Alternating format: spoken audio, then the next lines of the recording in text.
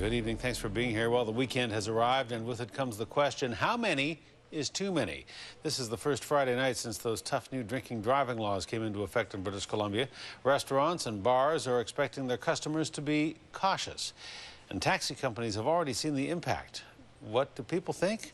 Will you change your behavior?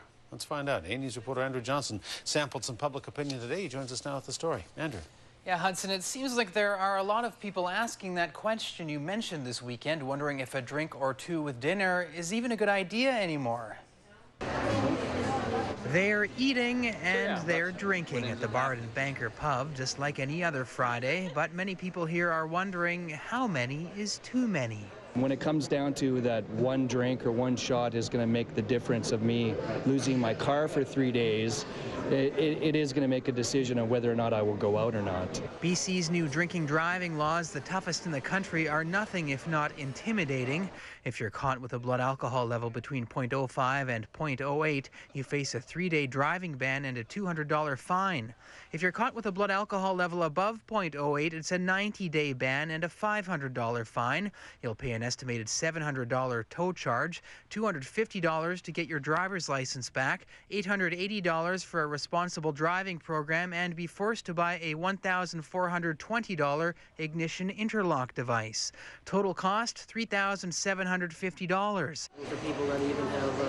People we spoke to today say they won't risk paying that price. Have a couple of friends over and play by the rules, and that's basically the way it's going to go. Save some cash in the long run. If they're just, normally doing 2 or 3 drinks and then go home, I think it's going to be down to 1 drink and a glass of water and then go home. Or you can drink like you normally do and take a cab home instead of driving.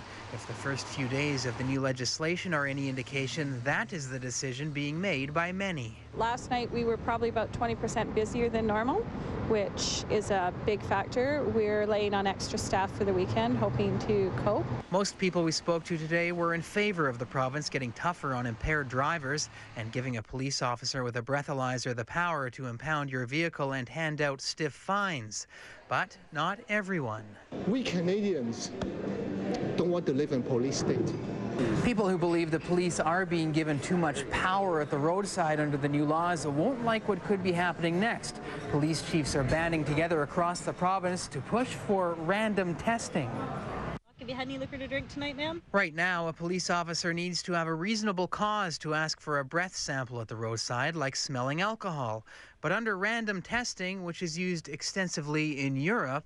Technically, there could be a lineup of cars stopped and officers could go from car to car, ask you to blow into a roadside screening device with no grounds. Graham says the threat of a random breathalyzer that could come at any time will get through to more people, keep more drunks off the road, and keep more people alive.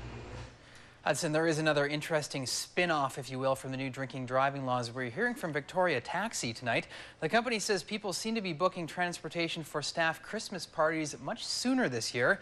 Normally a few bookings trickle in around Halloween, but this year there are already 4 parties booked and we haven't even hit October. So it might be a good idea to reserve soon. Not a bad idea at all. Andrew, thank you. You're welcome.